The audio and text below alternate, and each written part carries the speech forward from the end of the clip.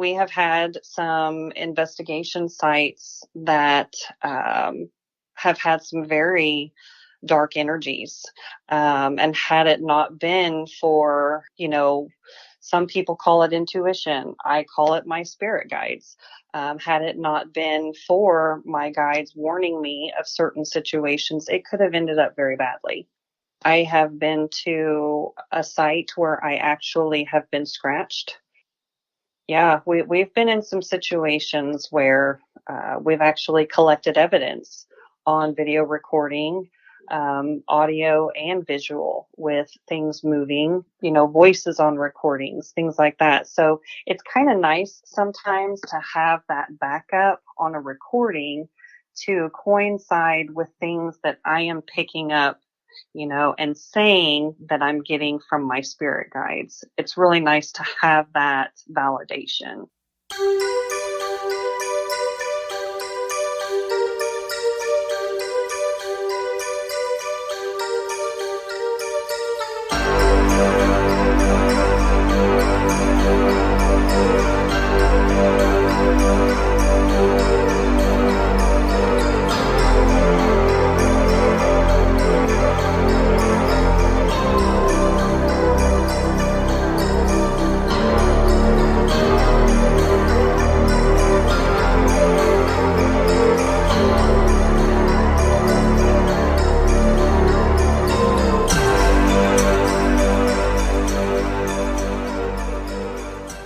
Welcome back to another great show. Another great episode today is with Tambre Ross.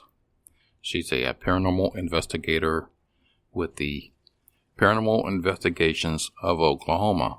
Tambre is a psychic, a medium, who's able to communicate with spirits in the afterworld and relay their messages to their loved ones they left back in the physical world. This is the first of a 3-part series that I will be running. Tambre also has a new book she just released, and we will talk about that. But before we get into my conversation with Tambre, I'm happy to announce that I have joined forces with the Indie Blast Podcast Network. I look forward to a prosperous new year and for all of us to grow from each other. If you would like your podcast to be on a network, Indie Blast has just got off the ground and are looking for exciting new podcasters wanting to share their story and events on the Indie Blast Podcast Network. Also, starting this month, I will be on every Tuesday. I have been on every other Tuesday, but now we're going to try every week. And for the rest of this month, I am going to just concentrate on the Paranormal Investigations of Oklahoma. These guys here, and women, they are phenomenal. They have a very diverse team. An atheist, a Christian, a pastor, a Buddhist, a medium. There are so many different ways of looking at their investigations that they play off each other very well. I'll be right back with my conversation with Tambre Ross. It wasn't even a cool dog like a Rottweiler. No, it's like, no, a Schnauzer almost took me off the earth. So, did you drink a lot? Did you do drugs? I mean, what? Yes, to both. And I gotta tell you, I was an ass. Really? For the bulk of those years. Okay, just and like what you mean, arrogant? Arrogant. It was just all about Full Moon, whatever Full Moon could do to benefit Full Moon. Okay. And I didn't care who I walked on, who I stepped on, who I angered. Have you ever passed someone on the sidewalk and wondered what their story is? What makes them tick? What makes them who they are? I'm Nathan Wade, and I'm the host of Everyone Has a Story podcast. Each week we interview an average person and explore the events that have impacted, shaped, and molded them into the individuals they are today. In this world of vicious social media rants and bitter partisan politics, we need to put the Facebook down, shut the Fox News or CNN off, and take our neighbor a plate of cookies. Now, I'm trying to do my small part here to bring people a little closer together.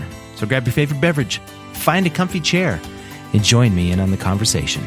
Everyone Has a Story releases a new episode every Monday morning. You can subscribe on iTunes, Spotify, Stitcher, or wherever you listen to your favorite podcasts. You can also listen and subscribe at everyonehasastorypodcast.com. Remember, everyone is unique. Everyone has a story. What's yours?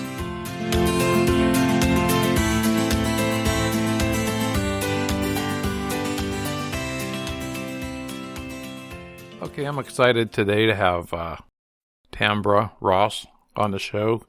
She is a member of the Paranormal Investigations of Oklahoma. Is that correct, Tambre? Yes, it is. Okay, what is your duties at PIO? I am the case manager and psychic medium for the team. I see you have quite a diverse team. We do. We actually have currently 8 members on our team. It ranges from a multicultural of beliefs, from Christianity, Buddhism. We have members that are skilled in demonology, Wiccan. We even have a practicing witch on our team. So it is pretty diverse. We all have our own skills. We get along beautifully. We all take our practice very seriously, and we look out for one another. So it's pretty diverse, yes. Oh, that's really good, because I've talked to a few paranormal teams, and they're all atheist or agnostic, or you don't see quite a diverse team as yours. No, when we do our investigations, it's all about research. It's all about education for our clients just as much as it is for us. It's a science, it's a spiritual experience, and we take that very seriously. Mm-hmm. That's great. I've talked to quite a few paranormal investigators from basically all around. You're the first from Oklahoma. That's cool. So do you have a lot of activity in Oklahoma? Surprisingly, yes. We are pretty busy. There are some other teams here in Oklahoma as well. A couple teams that we work pretty closely with, actually. But we get quite a few calls from businesses, from individuals. We do house investigations. We're not your typical Ghostbusters by any means. Each case that we handle is handled with extreme confidentiality. We have a pretty big following. We do have a Facebook page. We try to reach out to the public and help with education. We do private consults, things like that. So you do anything from home to hospitals? And Yes. We have done a few hospitals. We've done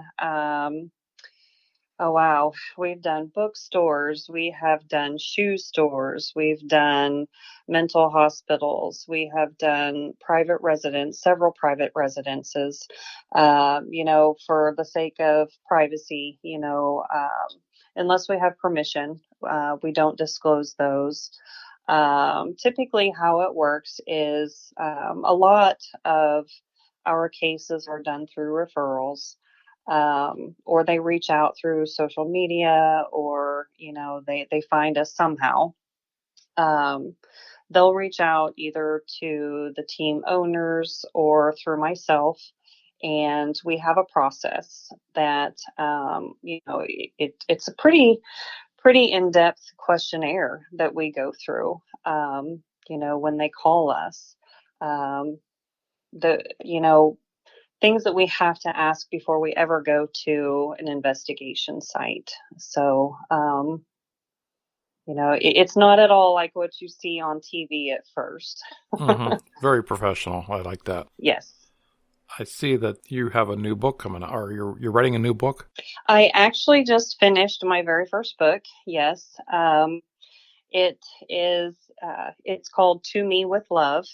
and it is actually about to go to print. So I'm hopeful that it will be out in the bookstores here within the next month or two. It basically is an autobiography. It is basically how I came to be. It's a little bit about past, present, and future. Kind of talking about being a psychic medium and what it was like growing up, with the gifts that I have and developing them, and becoming part of a paranormal team and what that's like. So yeah, I'm pretty excited about that. All right, that's really good. It's going to be available at on Amazon, and All the bookstores, that major bookstores, yes. at the end of this podcast, we'll put a link to all the places it'll be available at. Yeah, I'm not sure all the information as far as the exact delivery date. I do know that it will be available for like Kindle app, as well as hard copy, things like that. As far as being a psychic medium, a good friend of mine just passed away a couple of years ago. Matter of fact, I'm a musician also, and we collaborated on a couple of songs. He's a rapper, and I'm an old school rock and roller. But it was a strange collaboration, but it worked out really well, and we were really good friends. And they found him hung in his father's garage, and his mother never believed that he committed suicide. That he was actually murdered due to a few evidence at the scene. And she brought in a couple of psychic mediums, and they both, even though they didn't know each other, they both came up with the same conclusion. You know, where he was found hung was not the site where he passed. Mm-hmm. You don't have to go into detail, but what kind of cases have you been involved with? Oh, well, some are harder than others for sure. Some of them actually, I have to say that there's been two that have caught me off guard. It wasn't until actually maybe 10 minutes into the reading where I realized that the person was actually looking for someone that was a missing person. And that missing person was actually speaking to me. Sometimes those are the most difficult. I've had some that are just pretty heart-wrenching. Mm-hmm. I feel things physically. It's hard. I always tell people when I go into a session that there's no magic tricks. There's no hoodoo voodoo. It's just me talking with my spirit guides. I give them exactly what I'm being told through my guides. I give them what I'm being shown. So the messages that I receive are not for me. They're not for me to make sense of. So I've had some situations that have been very difficult. But I also feel like it is a true blessing for me to be able to experience those messages with my clients at the same time.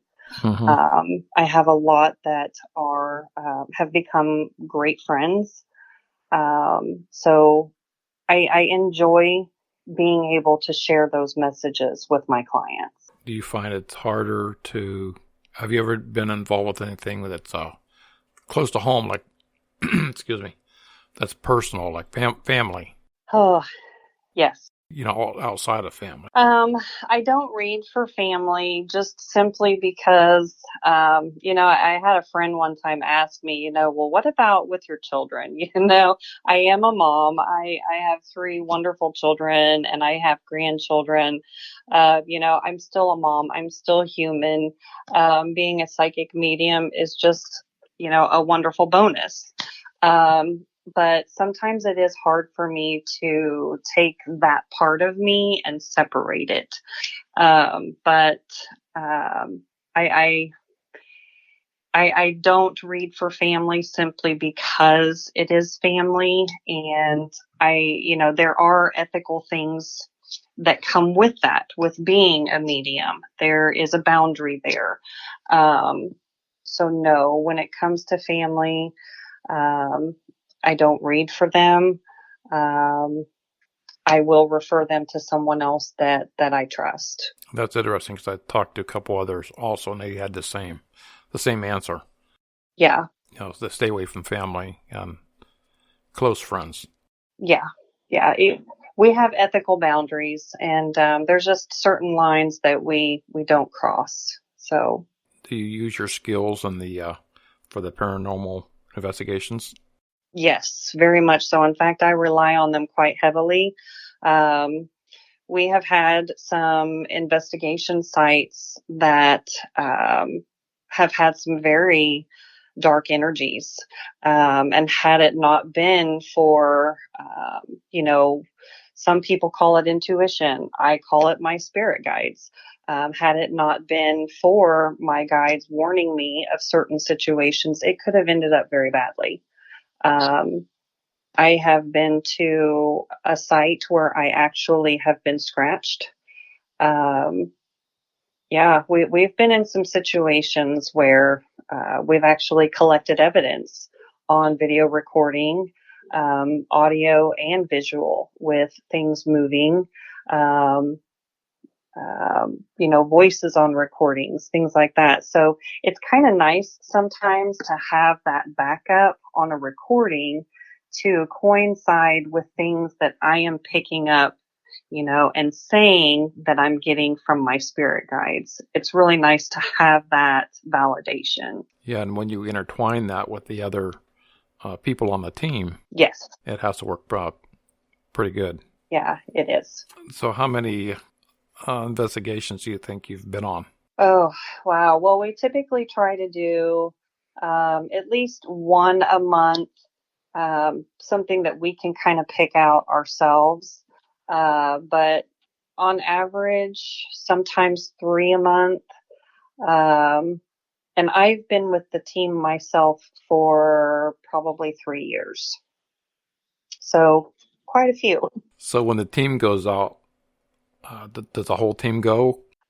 Typically, yes. Everybody does still have their own obligations, though. Everybody has a job outside of the team. So as long as their outside obligations, don't interfere, then everybody does try to make it to the investigations. Now, there are some investigations that sometimes we're driving 2 to 3 hours to get to. Yeah, it was going to be, that's my next question. It was like, how far out do you travel to do a investigation? Sometimes 3 hours. I think the longest I've driven was probably 4 hours for an investigation.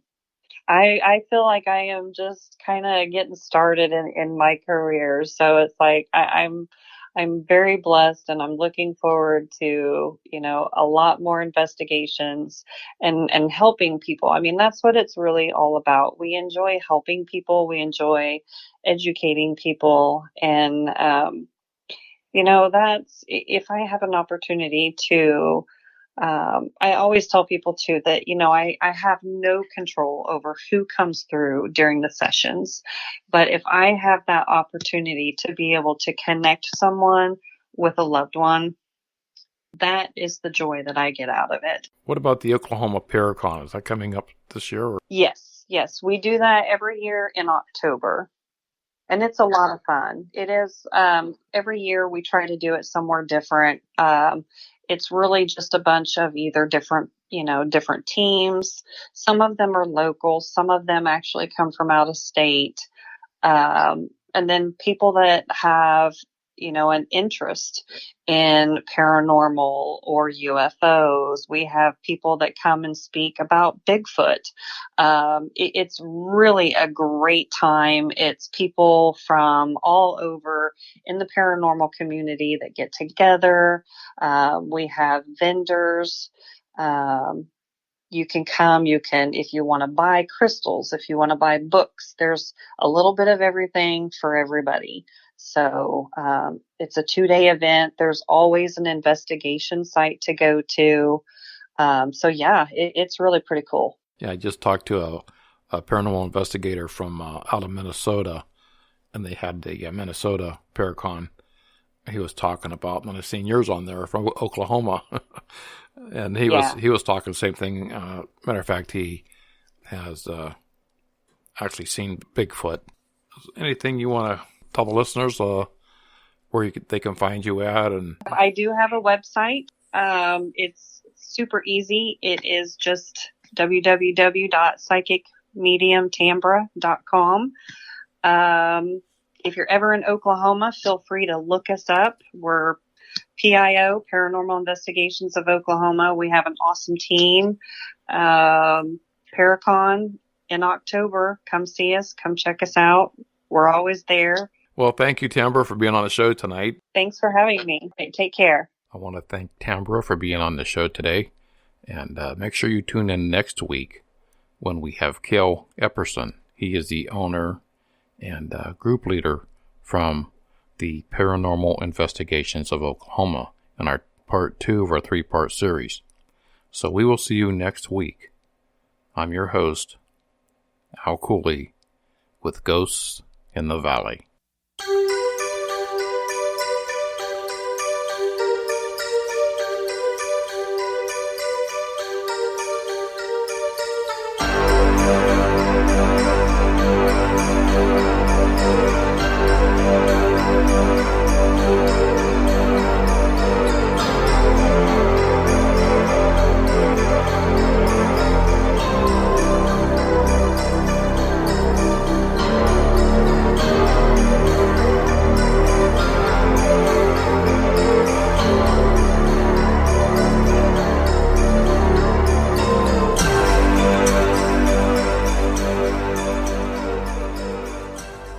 There are 24 hours in a day. 1/3 of the day is spent in bed.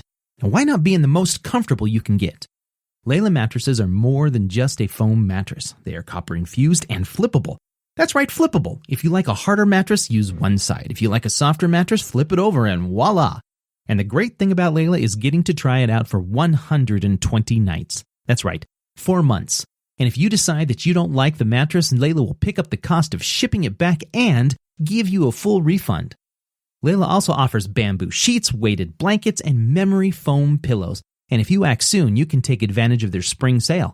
$150 off a mattress and 2 free pillows. That's a $300 value. Plus, they are offering $30 to $50 off accessories. If you would like to take advantage of this great deal, simply follow the link in the show notes to let them know we sent you and to help support the show. Layla Sleep, thoughtfully designed for the most cool, clean, comfortable sleep imaginable. Indie Blast Podcast Network.